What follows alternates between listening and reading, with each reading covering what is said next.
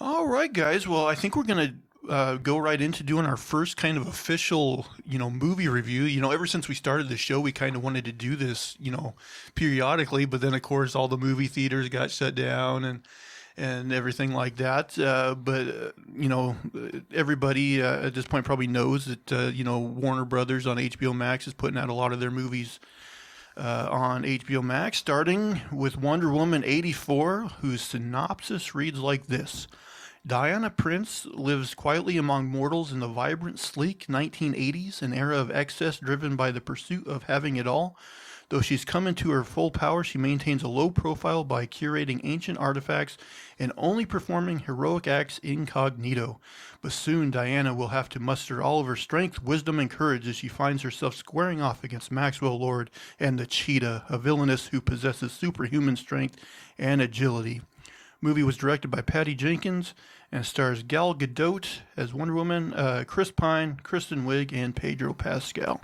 So I figure we'll start out here, guys, and have you do basically just kind of your non-spoiler general impressions of the film. And then after that, we'll let everybody know when we get into spoiler territory. I'm guessing anybody watching this probably has already seen it or but anyway, we'll let anyone who hasn't and is wary of spoilers. We'll let you know. So yeah, what do you guys think? Just kind of your overall non-spoiler impressions. What did you think of the film? It was okay. I didn't like it that much. I mean, I would watch the next Wonder Woman movie just because I'm into the franchise and everything. But the film itself, I wouldn't watch it again. Yeah, I mean, I thought it was okay. Well, I'd go so far as to say I liked it. I wasn't in love with it, but kind of like I said before, I'd watch Gal Gadot probably paint a wall or something. I'm okay. Yeah. Yeah, AJ, I lean more towards you. I found this movie to be completely just black, like meh. Like, I get not offensively bad. Like, I have seen a ton of superhero movies that are worse than this one. Batman versus Superman. Yes. Justice League. Yes. But much like you, I can't ever picture myself wanting to really revisit this movie. And I think just, and this isn't spoilery yet, I would say my general impression of the film, I got the feeling that there was a studio note after the first movie, because I've said on the podcast, like, I liked the first Wonder Woman. It falls apart in the third act, but the first 2/3 of the movie are pretty good, and they actually have a pretty serious tone, which I think actually worked in favor of that film, and I liked it. And that's where I think this studio note came in, where they're like, well, hey, this is made for girls, and the reason I say that, and maybe that they wanted to make it more family friendly, is like when this movie started off, and I don't know, I feel like this movie was just kind of cartoonish compared to the first movie. Like, well, let's go ahead. We'll get into spoilers. So, anybody watching, I'll wave my hand when the spoiler section is over. If you're listening on podcast feeds, maybe just, go forward a couple minutes. But, okay, so opening scene, right? She's in this fight in the mall. She's fighting these robbers, right? And I found the fight kind of cartoony. Like, at one point she like punches this guy through like a oversized drum, right, and he's like spinning inside the frame of the drum, and like she very softly like slides this girl who's in trouble into like this big teddy bear. And I'm like, the action in that first scene, I'm like, I feel like I'm watching like a movie, like a family movie from like the 90s or something, like an Air Bud movie or something, if Air Bud was protecting these kids from robbery. I don't know. It just, there's something that felt off to me right away, like cartoony. I don't know. Did you guys feel it? The tone of the movie was weird? Yeah, I felt that. But I mean, for me, I kind of get what they were trying to do. They were trying to set the tone that, look, this is, in the first movie she fought in World War I. It was gruesome. It was, very like black and white, very raw. And this movie, it's like this is what she's up to these days. She's just kind of fighting like small time criminals and helping out wherever she can, and she's just trying to fit into society for the most part.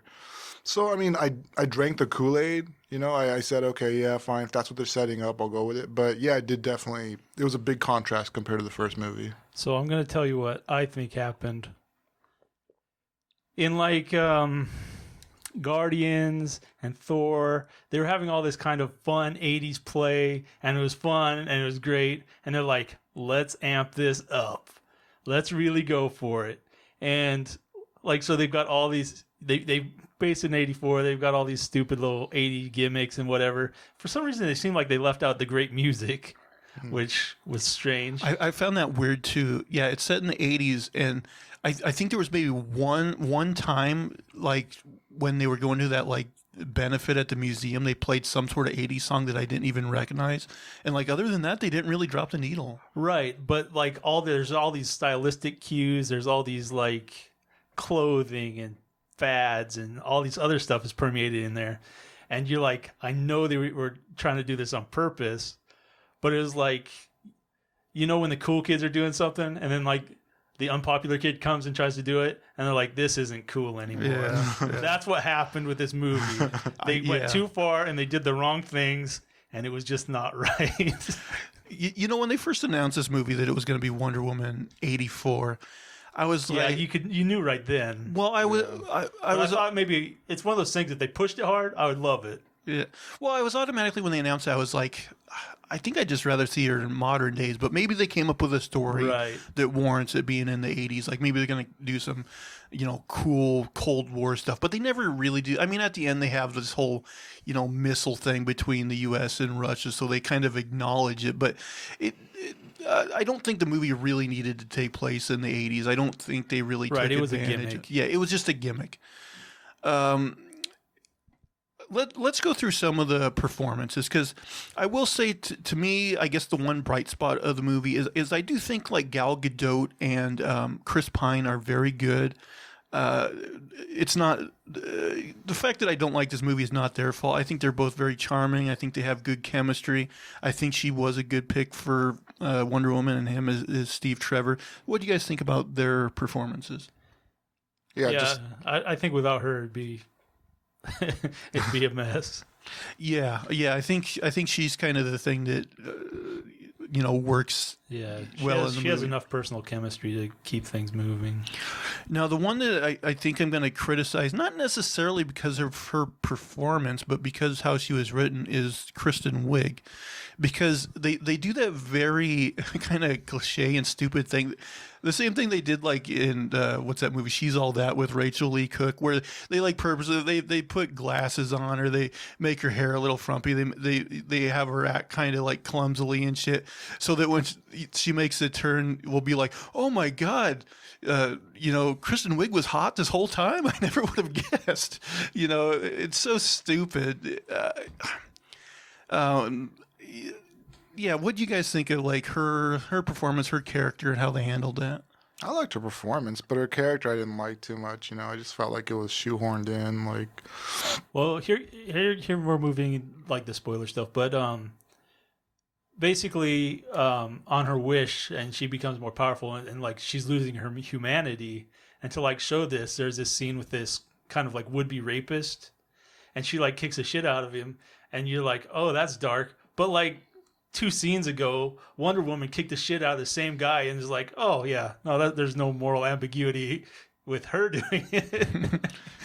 But she only did it once, and right? Like, she just kicked him like one time where he like flew he was like, like, he you was hit by a cool train. off, rapist. Yeah. So like a week later, he's back on his feet. And, The exact same rapist, by the way. yeah. hadn't learned anything apparently. And by the way, like the distance she kicked him, he would have had really bad internal Right, injuries. Yeah. Yeah, both of them. He was dead.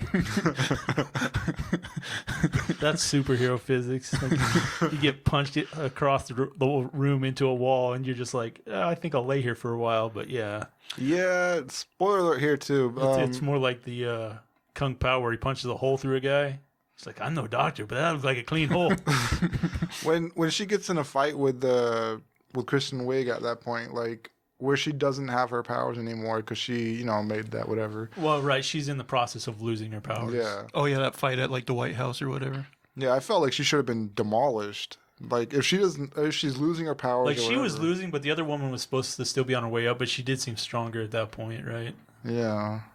I don't know. I guess if they were like both still gaining and losing powers, then that makes sense. But I think that's what they were saying was like Wonder Woman hadn't completely lost her powers, but they were waning or something. Yeah. oh, okay. And the other chicks, or Kristen Wiig's, were growing. But yeah, I didn't really care for that. And then, skipping to the end, so like, the big problem with the first film is it kind of degrades into this weird CGI fight in the dark at the end. And this movie, we get to the end and it's a big weird CGI fight in the dark. Her against, Kristen Wiig fully turned as Cheetah. And by the way, like, I thought the Cheetah version of Kristen Wiig was almost, unrecognizable as her. Like they changed the face so much. I don't know. It didn't really look like her as much. I guess I didn't really think about it because I was already in the, I knew who she was and I was willing to accept that she looked different, I guess. Yeah. The other thing I'll say is I thought a lot of the action in this movie was weird and less than stellar. Like there's certain points where like she'll be like running and it'll almost be like, I don't know, like green screen behind her, and there's just a few spots that look really weird there. And then I don't know I think part of that is a throwback to like the Wonder Woman, like the original TV stuff. I think there was some throwback stuff in there like that. Oh, so you think they were homaging a little bit? A little bit. Well, if so, they shouldn't have. Yeah. And It did look a little weird. And I don't yeah. know if you guys saw this. So there's that action scene in the desert where like they're taking out that convoy of trucks. Oh, remember? right. Yeah. And like at the end, I mean, first of all, there's this. God, I fucking hated this. She has Chris Pine launch a rocket, and then she throws the lasso around the rocket so that she flies. But then she's trying to save. There's these kids in the street that are going to get ran over, and so she like lassos and like fucking Tarzan's towards him and scoops him up. And I don't know if you guys seen it, but there's like this part where you can like definitely see that she's just holding like two little mannequins. I didn't notice, And it, but like, it looks definitely bad. looked awkward. Yeah. So that wasn't shot particularly fantastically. And yeah, it just looks so stupid with her lassoing that missile. I'm like, I don't think this is going to end the way you think it would. But all right. This is another thing I was going to say. So, and I don't know why exactly they did this. So, like and this is another thing I kind of hate, is like the whole plot of this movie revolves around this, kind of Deus Ex Machina. Like there's a stone that literally grants wishes, but it's like a monkey paw effect. So you make a wish, you get your wish, but then there's some sort of curse attached to it, essentially. Right, you lose something of value. Right, and also the laws of how this thing works are kind of weird, because like for everybody except Diana, they actually say their wish out loud. Whereas her, I guess she just kind of thinks it while holding the rock, and that makes Steve Trevor come back. But here's the one thing I don't understand is, so we find out that her monkey paw effect is that she's going to lose her power, right? And so the reason I bring that up is because I thought it was weird. If that's her monkey paw effect, why can't Steve Trevor just come back to real life regularly, instead of being like quantum leaped into this like poor guy that, because she sees this guy that looks vaguely like him, but it's not him. Yeah, I didn't really think about that, but yeah, he comes back in somebody else's body. Yeah. And the other thing is, Diana, our hero of the story, is completely content for having, like, if there wasn't a monkey paw effect, would she just have this guy's, the guy that's being quantum leaped into, like, fuck his life. He's just going to be Steve from now on. Yeah, I did think about that, yeah. Like, yeah, he lost the lottery. He doesn't have any, like, friends or family that's going to miss him. So, yeah, I found that kind of weird. And then lastly, what did you guys think of Pedro Pascal as Max Lord and his whole character? I didn't like the character. I mean, he was acting his ass off, he was working at it. But, I mean, the character itself just wasn't very... I didn't see the point of it. You know, I mean, have one bad guy, and the whole thing with the ending where they all just reverse your wish or whatever. It just really ruffled me the wrong way. Yeah. Yeah, I don't know. I mean, I understand building him up out of being like insecure and stuff, but it never really came off as, you know, anything other than kind of a weasel. So Yeah. Like, what was his?